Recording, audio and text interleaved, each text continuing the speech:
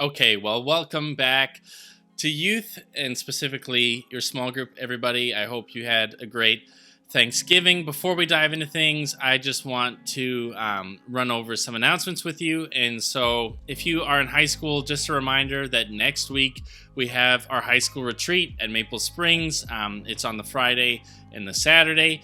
And so, all the info you need is kind of on the website. And if you want to register, all you need to do is go to our website, go to youth, and find the link to register, or your parent or guardian should have gotten an email that also has a link in it. We're getting pretty close to full, but if you haven't signed up yet, now's the time, because we're going to close our sign up so that I can officially tell Maple Springs how much food they should be making for us. But we're really pumped for that. And then again, for the grade 6 and 7s, we have our Bible study masterclass that happens on Sundays during the first service. So what happens is people will go in for the song. When the kids are dismissed, you guys are also dismissed. You'll go downstairs into what used to be Area 45, and we talk about the Bible together. And so we'll be doing that again this week. And that's pretty much all of the announcements that I have for you guys. And so now that you're all gathered as a small group, why don't you go around in a circle? Why don't you share your name? Why don't you share a high of the week? And why don't you share a low of the week? Go.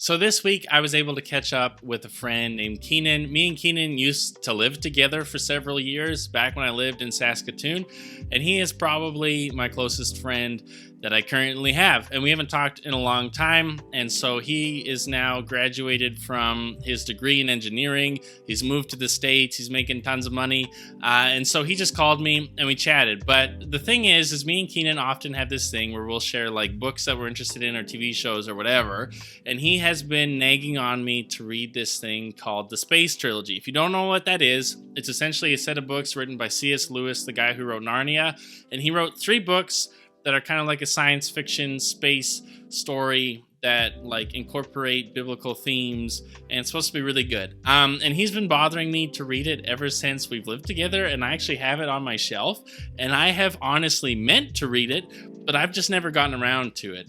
But without fail, every time we call and every time we meet, he always asks me. And that's because Keenan thinks this is the greatest book series of all time. He just recently read it again, and so he constantly nags me and bothers me about it. And that's kind of the thing about things you're passionate about. Keenan is passionate about C.S. Lewis's Space Trilogy, and you might be passionate about Marvel. You might be passionate about sports. You might be passionate about acting or a class or a hobby or whatever. And if you're actually passionate about it, what happens is it comes up in conversation a lot. So for me, I talk about movies a lot. I talk about video games a lot. I talk about comic books and those kinds of things a lot because there's something that I'm passionate about. And in a similar way, that's what Keenan always does, is he's passionate and constantly thinking about the Space Trilogy, and so he's constantly bringing it up to me. And in a similar way, how we as human beings often talk about what we're passionate about, we also often talk about what we're worried about. And so with what's going on right now, you'll often have friends talking about war and the kind of fears they have of nuclear implosion and all those different things, or the environment with the wildfires, or just whatever, that there are different things that we also have that are worries of ours that often come up in conversation. And just like how the things that we're passionate about for hobbies often come up in conversation, the things that we're actually worried about often also come up.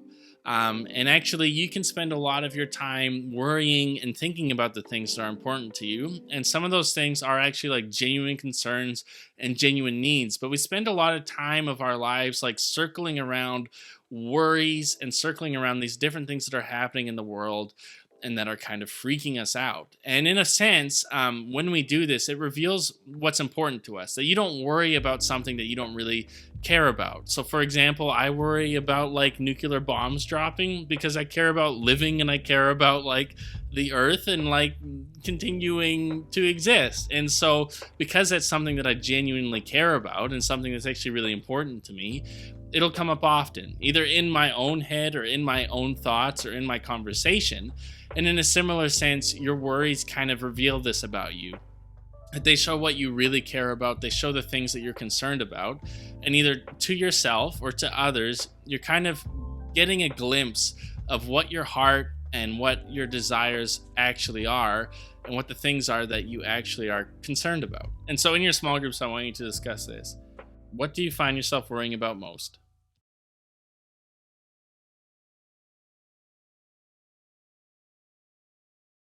So we are in this new series called Shalom, and Shalom is a fancy Hebrew word that essentially means peace. And this whole series is about peace. It's about finding rest, and it's about how honestly true peace and rest can only be found in Jesus. And that we often as a culture try to find peace and rest in all kinds of different things, whether it's entertainment, whether it's friendships, whether it's grades, whether it's sports. We are trying to find this rest and ease that our soul just can't find. And the thing is that there's lots of good things and lots of good options out there, but nothing in our lives is actually going to bring the rest that we were designed for, that we were actually designed to find our rest in our Creator, in God, in Jesus. And that's actually where true rest and peace are found. And so last week, we kind of talked about that idea that Jesus says, hey, that if you are someone who is wanting to experience rest, that you're wanting to experience peace, you need to let go of what other people want you to do and the expectations that they want to place on you. And you actually need to come and follow me. That actually in surrendering yourself to me, you'll actually experience rest and peace. And it's actually in giving up doing what you want and actually following me that you'll actually find what true life is like. And so we're going to continue in this series and in this theme. And this week we're going to talk about a thing called worry, that Jesus in the book of Matthew has a lot to say about worry and the things that cause us worry and the things that cause us stress and unrest. And he kind of wants to course correct that. And so my main idea today is this. It's that our worries reveal our idols. And so with that, why don't we dive into Matthew chapter 6. Matthew, just really quickly, is a book written by one of Jesus' 12 disciples, one of his closest friends while he was here on earth. It's a biography about Jesus' life. And so we're kind of diving straight into that book, which can be found in the New Testament in the Bible. And so let's read Matthew chapter 6. It says this. So Jesus says, "Therefore I tell you, do not worry about your life, what you will eat or drink, or about your body, what you will wear. Is not life more than food, and the body more than clothes? Look at the birds of the air. They don't sow or reap or store away in barns, and yet their heavenly Father feeds them. Are you not much more valuable than they? Can any one of you, by worrying, add a single hour to your life? And why do you worry about your clothes? See the flowers in the field grow, and they don't labor or spin. Yet I tell you that not even Solomon, who was a king in Israel, in all of his splendor, was dressed like one of these. If that is how God clothes the grass of the field, which is here today, and tomorrow is thrown into the fire, will he not much more clothe you, you of little faith? So do not worry, saying, what shall we eat, or what shall we drink, or what shall we wear? For the pagans run after all these things, and your heavenly Father knows that you need them." So Jesus here is kind of giving a sermon, and he's challenging a bunch of different things that the culture at his time believe. And right now he wants to challenge worry, and he wants to essentially say like, hey guys, why are you worrying? Like, there really isn't a point to worry when you think about it. Is your life improved when you worry? Can you actually add a single day to your life by worrying about your lifespan? The answer is a rhetorical question. It's no, that you can't. That actually worrying doesn't actually provide you anything. And as much as I personally might be afraid of nuclear warfare or war, sitting around worrying about it isn't going to change whether or not it happens. And what Jesus isn't saying here is that you should never have any kind of concerns. He's not saying that you shouldn't think about, like, if you're someone who can't put food on the table and you're not eating, like, I need to figure out what I need to eat today and how I'm going to accomplish that. He's not saying that you shouldn't have that kind of worry. He's saying that the excessive kind of worry of like constantly overburdening yourself and being paranoid and stressing yourself out isn't actually helpful. And it's not actually going to lead to anything good other than just having more and more worry. And the thing that he really highlights here is he says that worrying is actually for pagan people. Now, pagan is like this really intense word, but it just means someone who isn't actually like an orthodox kind of Christian, but for Jesus' time, like a Jew, someone who believes in Yahweh as their God, that it's either someone who has a different God or multiple gods or no God. And he says the reason why this is kind of worrying for pagans is that pagans can't actually trust their God. That for you, if you yourself are not a Christian, are not someone who believes in Jesus, maybe you believe in a different God or you believe in no God, that other gods aren't like the God of Israel. They're not like Yahweh. They're not like Jesus. And so especially in Jesus's day, what was really popular at the time was the Greek gods. And so you would have Zeus and all of these different gods. And the thing about those gods is you would have to keep them happy, that you would have to sit around and worry about them, because if you didn't worry about them, they weren't going to provide for you. And so what would happen is people would often make sacrifices and do just different things in their lives to try to make Zeus, to try to make their gods happy, because they were so paranoid that if they didn't keep their god happy, their god was going to do something horrible to them. And they thought that they actually had to get their god's attention, that their gods didn't actually care about them, that they actually had to fight to actually even get God's attention. And so today, not many of us believe in Zeus, but many of us kind of see God from this realm where we actually think that God is going to not pay attention to us, that we actually need to do extreme things to get his attention, and that we need to like sit around and beg and ask and plead for him to even give us any time of day. And what Jesus is saying is that God isn't like that. And then for those of us who are also more common, don't believe in any God at all, it would make sense that you would be worried, because there's no one actually in control of what's happening. That what happens with wars and what happens with famines, there's no like bigger picture for you to actually see. And there's nobody to trust in who's actually controlling this. That you just think you're on your own. So of course you're like overthrown with worry, because everything in your life is out of control and nobody is able to do anything about it. But what Jesus is saying here is that is not what God is like, and that there actually is a God, and he's not like Zeus, who you have to try to impress and please, and who doesn't want to actually spend time with you and care about you. That God is actually a God who loves you, who cares about you, and wants what's best for you. It's kind of like this, and I know this isn't a perfect example because not all of you have parents who actually are the kind of loving parents that you know that you should have and should deserve. But for me, I did. I had parents that constantly loved me and cared about me and looked after me. And I never sat around worrying about like what I was going to eat at lunch or breakfast or supper. That never in my life had I ever even worried about like, am I going to have a meal tonight? Because I knew who my parents were, and I knew that every time at around 5 o'clock they were going to make me some food and I was going to be able to eat. And if I sat around worrying, because often as you do, you begin to worry like if you actually have food, like, well, what kind of food am I eating? Or I would start to worry about like, well, maybe I should get some pizza, or maybe we should have craft dinner tonight, or maybe we should eat something like this. And that kind of worry didn't actually produce anything. It often just made my parents more annoyed, where they were like, listen, you're going to get what you get and you're going to be happy about it.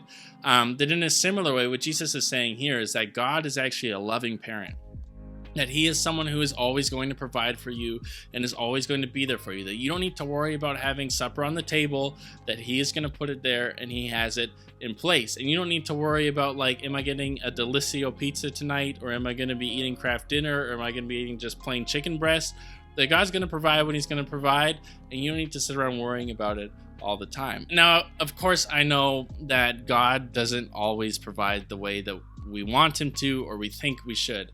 That there are people who have faith in Jesus, who believe in Jesus, who get a diagnosis and pray with faith that God would heal them, and God doesn't. And there are people in the world who believe in Jesus and have faith and are longing for food and die of starvation. And there are people, Christians in the world, who are one of the most persecuted religions in the world, who are praying that they would have a government who doesn't want to kill them, and it doesn't happen, and they die. And see, what Jesus is saying here, and that we'll get into a bit more, isn't just that God is going to automatically provide all your needs, that you'll never have to worry about anything ever again. But he's saying that this kind of like excessive worrying about stressing yourself out about the world and about circumstances that are out of your control aren't actually providing life. That if you sit around worrying about things you can't control, like climate change, like wars, like famines, like wildfires, you're just going to be an insanely stressed out person, that you actually by yourself cannot do anything to control that. And he's saying you just need to recognize that and to let this stuff go and to trust God. And that doesn't mean that everything's going to work out the way that you want it to or think it should, but it means that you as a Christian can actually put your trust in God and go, hey, I know the kind of parent God is. I know he's a loving parent. I know that even if I don't understand why this is going on, that I can trust him and that he's got kind of this big plan for the entire universe. And I trust his plan, that he's actually a person who cares about me. He's not just going to leave me alone, and I can put my trust in him. And that's what Jesus is saying here. And so I want you to discuss this in your small groups. Do you find that you struggle with worrying? Why or why not? If you were to put your trust in God and that he genuinely cares for you, would that lower your amount of worry? Why or why not?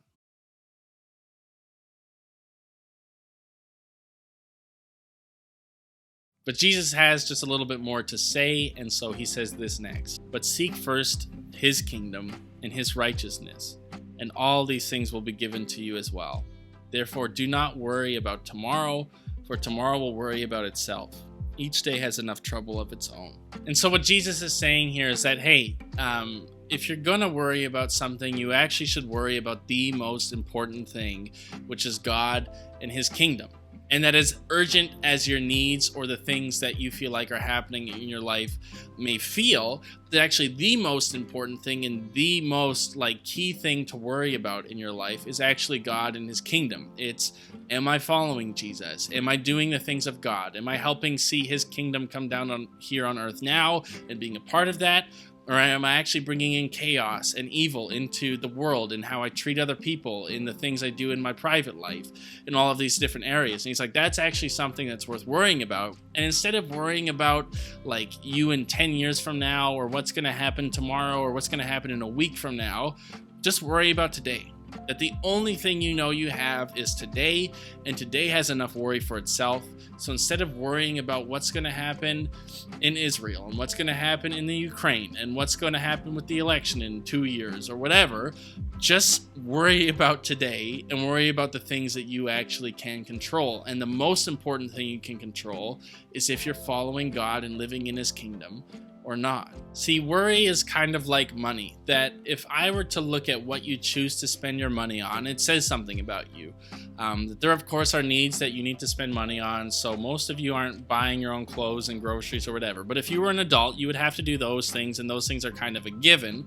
But then the extra money you have kind of says something. So if I spend $500 this month on buying a PlayStation 5, instead of spending $500 on, I don't know, helping end homelessness in Penticton, it says that right now, with how I'm spending my money, I actually care more about owning a PS5 than helping those who are experiencing homelessness in Penticton. That your money and what you spend it on says what you're passionate about. It reveals a part of your character. It's not the whole complete part of your character, but how you spend money says something. It reveals what's actually important to you. That if I said that I really care about refugees and helping them, but I never donated any of my time or my finances to actually helping refugees, I might say I care about them, but my time and my money says otherwise. It says I actually don't really care about them, and I care about a million other things outside of that. And so our money can kind of reveal what actually is on top of our heart, what we actually care about. And in a similar way, worry is like money. That what you spend your time worrying about, what you spend your time worrying on, reveals something about you. It doesn't reveal everything about you, but if you're constantly worried about your grades, if you're constantly worried about other people's opinion about you, if you're constantly worried about X, Y, Z, it reveals that that's actually something that's really important to you. And so what Jesus is saying here is that, hey, your worry reveals something about your heart, and that if you're someone who wants to follow Jesus, who wants to embrace the ways of God, and who wants to actually really care about God, that should actually be at the top of your worries. That you shouldn't be worried about all these extra things that are kind of distracting you, that you should actually be worried about hey, am I following Jesus? Am I ushering in his kingdom? And if that's what you spend your time worrying about, it's really clear that that's actually the most important thing in your life. And you might worry about other things, but at the very most, this is top of the list. But And for most of us, we might actually find that we worry about a million other things that aren't actually Jesus, that aren't actually God's kingdom, that aren't actually about pursuing his righteousness. That we worry about a lot of good things, like, hey, like what's going on with war really does matter. What's going on with the planet does matter. What's going on with our grades or our friend groups, those are all great important things, but they're not the most important thing. And we often can lose sight of like what actually is most important and what we worry about. And Jesus says, hey, if you want to experience a life of peace, if you want to experience a life of rest, you need to stop worrying about all those different things that you can't control. You need to put your trust in God, and you need to actually just start worrying about today and how you can actually follow Jesus a bit better. That actually is going to lead to life, and it's actually going to lead to you experiencing rest and peace and joy. And so again, to go back to what Jesus was saying before, what Jesus isn't saying is that if you put your trust in God and you stop worrying about things, you'll never have to worry about anything. That everything in your life will go as exactly as planned and the way you hoped it would and the way it should be. That's not what he's saying. Because, like I said before, obviously people get sick. Christians who have a lot of faith get sick. They pray to get healed. They don't get healed and they pass away. There are Christians who are experiencing persecution, who pray to be freed from it and never are. There are Christians who pray to have food, to have needs, and they're not met. And the thing is that for those Christians, and what Jesus is trying to keep in mind is to say, hey, actually worry about the thing that you can control, which is, are you following God in his kingdom? Because if you are, all of those things will be taken care of. And not all of them will be taken care of in this life. Sometimes they will be. Sometimes God performs miracles and people get healed and crazy stuff happens. Sometimes God miraculously provides food or finances to people. It's happened to me where like a miracle kind of happens and God breaks through. But a lot of the time he doesn't. We work and live in a broken and fallen world that isn't made right yet. But we as Christians know the story and we know who's in control and we know how this thing is going to end, that we can put our trust in God, knowing that he has a plan, knowing that he's going to restore everything to the way it should be. And we might not experience life in the way that we know we should. That we might have family members and people we care about get sick and pass away. That we might not actually see our needs provided for in the way that we feel. That we need them, that we might not have food on our table or have clothing or have jobs or have money. But we can put our trust in God and his plan, because at the end of the day, when it comes to life and death, everybody dies. That sin has so corrupted and infected our world and ourselves that every single one of us, every single being on this planet is going to experience death. That if God miraculously heals someone or heals you from a life-threatening virus, that you still at some point are going to die regardless. And even Lazarus, who was someone Jesus rose from the dead who had already died, eventually died again. But the thing is that we as Christians are called not to put our hope in this world, but to put our hope in God and who he is. And we know that he has a plan to restore everything, that there will come a point where nobody has any need, where Jesus will return and he will return the earth back to what it should be instead of what it is. That there will be no more sickness. There will be no more death. There will be no more war. There will be no more pollution in the world. That all of these things will be restored and brought back to what they originally were made to be. That God is going to renew the earth. And that's why we can have hope and we don't need to worry. That even if in this life we do not have our needs provided for in the way that we want or desire or feel that we should, that we know that ultimately in the grand scheme of history and how this thing is all playing out, that God is going to provide for those needs. That he is going to provide for healing either in this life or the next. That he's going to provide food and shelter and finances either in this life or the next. And that these are actually promises that God is doing. And what we need to really worry about is, are we actually following him? Are we actually pursuing Jesus? Are we actually following him with our lives and living into his kingdom and ushering his kingdom into other people's lives and showing them who God is? Because that's actually what's really important. And those are honestly the only thing that we can actually control. That you can't control what's going to happen to the people you care about. You can't control what's going to happen with wars in the world. You can't control even if you're going to have food on your table. but you can control who you're becoming and the person you're going to be and how you are going to live into Jesus' kingdom. And ultimately, that is the most important thing about you. The most important thing about you isn't how much money you have or the kind of achievements you made or etc. That the most important thing about you is, did you live in God's kingdom? Are you ushering in his kingdom? Are you following in his ways? Because if so, you know that everything else is going to get taken care of, either in this life or the next. But if not, it means that you've got some work to do, that you actually aren't living into the kingdom and those good things that God is wanting to bring into the earth, that you actually aren't going to make yourself a part of it. And so Jesus says, hey, instead of worrying about all these other things and stressing yourself out with stuff you can't control, worry about this. Worry about my kingdom. Worry about following me. And it's actually in worrying about that you're going to experience true life. And so I want to ask you guys this. Why do you think we often worry about everything except Jesus? How would your life look differently if you worried more about following Jesus today than worrying about your future?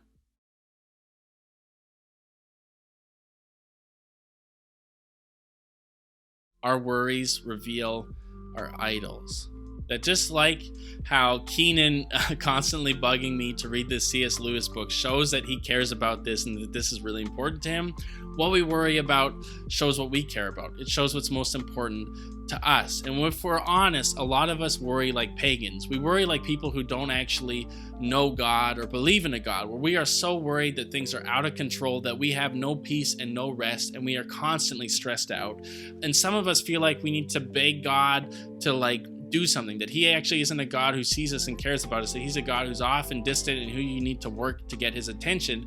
And what Jesus says is that isn't true at all. That God actually knows us and is a good parent who cares about us and wants to walk alongside us and wants what's best for us. And that in that, you can't really control what's going to happen in the universe and in the world around you. That the only thing you can really control is yourself, and the only day you know for sure that you have is today. You don't know if you have tomorrow, you don't know if you have a week from now, you don't know if you have 50 years from now, but you know you have today.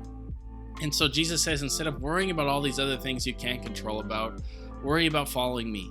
Worry about living in my kingdom. Worry about bringing my kingdom to other people today. That is the most important thing, and that's something you can actually do and achieve, and to put your trust in me, because I am actually going to set all of these worries that you have aside, that I'm actually going to take care of them, either in your lifetime right now or in a lifetime later, that I am actually restoring the world to what you know in your heart it should be. That is what is happening with the universe. I am going to return again and restore it, and until then, you just need to put your trust in me and follow me. And if you do that, you're actually going to experience real and true rest. Our worries reveal our idols.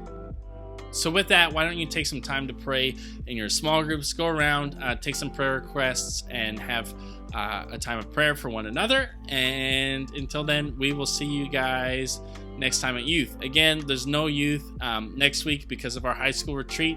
So we will see you guys after our high school retreat when that's over. So see you in 2 weeks.